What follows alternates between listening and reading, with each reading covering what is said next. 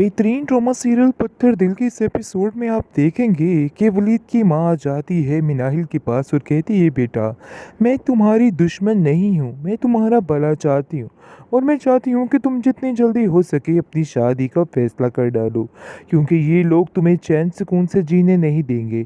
Mazda की हरकतें मैंने अपनी आंखों से देख ली हैं और मुझे अंदाज़ा हो गया है कि वो तुम्हारी कभी सगी नहीं हो सकती। तुम्हें इन बातों को समझना होगा। जिसको सुनकर साफ साफ मिनाहिल कहती है कि आप बिल्कुल ठीक कह रही हैं, मुझे अब अपने बारे में ही सोचना है, क्योंकि मैंने इन लोगों का बहुत किया है और मुझे कुछ भी हासिल नहीं हुआ। इसलिए बेहतर यही है कि अब मैं अपने बारे में सोचूं, क्योंकि वो जान चुकी है कि उसको क्या करना है। इसलिए बहुत जल्द फैसला कर डालेगी कि वो वलीद से इस बात की हामी भर लेती है। आप देखेंगे कि वलीद जो है मिनाहिल को कहता है कि तुम्हारे साथ कोई ज़ोर ज़बरदस्ती नहीं, इसलिए परेशान होने की कोई ज़रूरत नहीं है और ना ही तुम्हें इस घर में रहने के लिए हमारी बात माननी होगी। जो तुम्हारा दिल करेगा तुम वही करोगी, तो इसलिए बिल्कुल भी परेशान मत होना। तुम जैसा जैसा कहोगी वैसा वैसा ही होगा। इन सब बातों की टेंशन लेनी छोड़ दो, क्योंकि हम तुम्हें किसी चीज़ के लिए फोर्स नहीं करेंगे। माजदा कहती है कि बेटा तुम्हारा फैसला बहुत गलत है, तुम नहीं समझ पा रहे हो कि तुम कितना गलत फैसला कर रहे हो। इन सब चीज़ों में तुम्हारा कितना नुकसान हो जाएगा, तुम्हें इस चीज़ का भी अंदाज़ा नहीं है।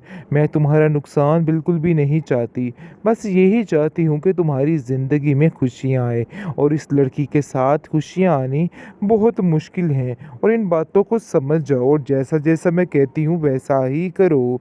लेकिन जी अब देखेंगे कि वलीद कहाँ इसकी बात सुनने वाला है और कहता है कि आपने मिनाहिल की ज़िंदगी को जिस तरीके से तबाह करना था ना, आपने कर दिया। अब मज़ीद मिनाहिल के साथ इस घर में या कहीं भी और बुरा नहीं हो सकता है। आपको ये बात एक्सेप्ट करनी होगी कि हर चीज़ मिनाहिल की है और उसका ही हक है, जिस पर आप लोग डाका मार के बैठ चुके हैं। जिस पर मिनाहिल कहती है कि मुझे किसी से कोई सरोकार नहीं, ना ही कोई गर्ज है, मैं अपनी ज़िंदगी में बहुत खुशहाल हूँ। तो इसलिए बेहतर यही है कि सारे अपने अपने मामलात सिर्फ़ और सिर्फ अपने तक ही रखें। मेरे तक किसी को भी कुछ कहने की ज़रूरत नहीं पड़नी चाहिए। पे मजबूर हो चुकी है। आप देखेंगे कि माजदा ज़ायरा के सामने रोना रो रही है और कहती है कि अरे भाई मेरे साथ तो यहाँ पे बहुत ज़्यादा ज़्यादती की जा रही है। मुझे तो समझ नहीं आ रही कि आखिर ये लोग मुझसे चाहते क्या हैं, क्यों मेरे पीछे हाथ धो के पड़ चुके हैं। ज़ारा भी इधर अपना रवैया अजीबो गरीब किस्म का कर रही है। आप देखेंगे कि जिस तरीके से वलीद इन लोगों का साथ दे रहा है, मिनाहिल काफ़ी हैरान है कि वो इतना कुछ कर रही है उनके साथ, इतना बुरा भला सोच रही है, लेकिन उसके बावजूद वलीद उनके साथ खड़ा है और उनका साथ देने के लिए हर वक्त तैयार है। ये बात उसको काफ़ी परेशान करती है और वो कहती है कि फूफो जान, मुझे पता है कि आप किसी गर्ज़ की खातिर यहाँ पे ठहरी हुई हैं, वरना आप तो यानी कि फ़जूल में किसी को अपना बुखार भी ना दें। मुझे तो कुछ समझ नहीं आ रही कि आखिर क्या करना है आपने और क्या नहीं। क्यों आप हाथ धो के पीछे पड़ चुकी हैं? क्या करना चाहती हैं? देखिए, मुझे पता है कि इन लोगों की मदद लेके फिर दोबारा आप इन लोगों से मुँह मोड़ लेंगी, क्योंकि अगर उसके दिल में कोई वैसी बात ना होती तो वो मिनाहिल के लिए इस बात पर मान जाती। लेकिन उसके दिल में खोट है, फ़तूर है, जिसकी वजह से वो खामोश रहती है और अपनी चालाकियों की वजह से बहुत आगे निकलना चाहती है। लेकिन नरगिस इन बातों को समझ गई है और कहती है कि बेटा, ये औरत कभी भी तुम्हें खुश नहीं रहने देगी, हमेशा तुम्हें ऐसे ही तकलीफ़ देती रहेगी। जैन वलीद को कॉल करता है और उसको कॉल करके कहता है कि देखो, मैं किसी भी तरह से नहीं चाहता हूँ वलीद कि अब मैं नाहिल किसी भी मुश्किल का शिकार हो। मुझे पता चल चुका है कि तुम उसे बेहद पसंद करते हो और उसे शादी करना चाहते हो। देखो, मैं तुम्हें यही मशवरा दूंगा कि उससे अच्छी लड़की तुम्हें कोई नहीं मिल सकती। वो बहुत सादा तबीयत लड़की है और तुम्हें बहुत खुश रखेगी। जिस पर आप देखेंगे कि वलीद उसको साफ साफ कह देता है कि वो किसी भी तरह से इस बात के लिए हामी नहीं भर रही है। जिस पर उसको कहता है कि तुम फिक्र मत करो, मैं खुद उससे बात करूँगा और मुझे यकीन है कि वो मेरी बात ज़रूर मान जाएगी। लेकिन जी आप देखेंगे कि मिनाहिल खुद काफ़ी ज़्यादा बेबस हो चुकी है। जैसे ही वो इर्द-गिर्द के मामलात देखती है, तो काफ़ी हैरान हो जाती है, क्योंकि उसकी समझ से बाहर होती जा रही है हर चीज़।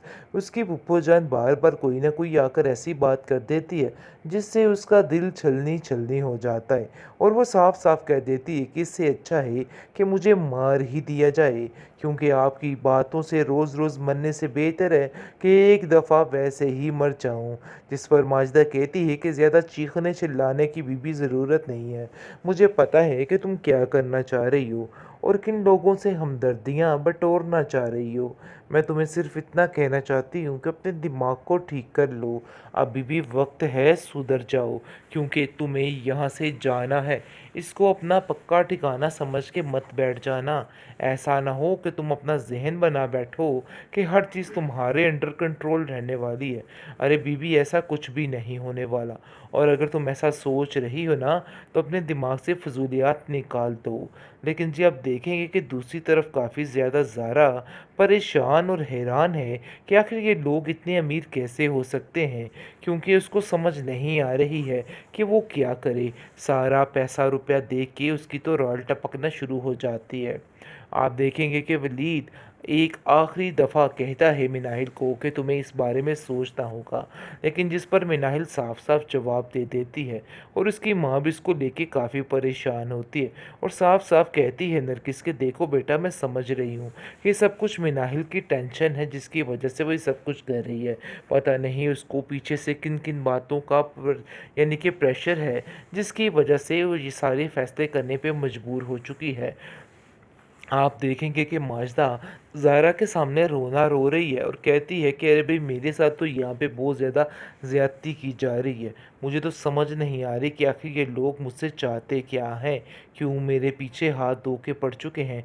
ज़ारा भी इधर अपना रवैया अजीबो-गरीब किस्म का कर रही है। आप देखेंगे कि जिस तरीके से वलीद इन लोगों का साथ दे रहा है, मिनाहिल काफ़ी हैरान है कि वो इतना कुछ कर रही है उनके साथ, इतना बुरा-भला सोच रही है, लेकिन उसके बावजूद वलीद उनके साथ खड़ा है और उनका साथ देने के लिए हर वक़्त तैयार है। ये बात उसको काफ़ी परेशान करती है और वो कहती है कि फूफो जान, मुझे पता है कि आप किसी गर्ज़ की खातिर यहाँ पे ठहरी हुई हैं, वरना आप तो यानी कि फ़िज़ूल में किसी को अपना बुखार भी ना दें। मुझे तो कुछ समझ नहीं आ रही कि आखिर क्या करना है आपने और क्या नहीं। क्यों आप हाथ धो के पीछे पड़ चुकी हैं? क्या करना चाहती हैं? देखिए, मुझे पता है कि इन लोगों की मदद लेके फिर दोबारा आप इन लोगों से मुँह मोड़ लेंगी। क्योंकि अगर उसके दिल में कोई वैसी बात ना होती, तो वो मिनाहिल के लिए इस बात पर मान जाती। लेकिन उसके दिल में खोट है, फ़तूर है, जिसकी वजह से वो खामोश रहती है और अपनी चालाकियों की वजह से बहुत आगे निकलना चाहती है। लेकिन नरगिस इन बातों को समझ गई है और कहती है कि बेटा, ये औरत कभी भी तुम्हें खुश नहीं रहने देगी, हमेशा तुम्हें ऐसे ही तकलीफ़ देती रहेगी।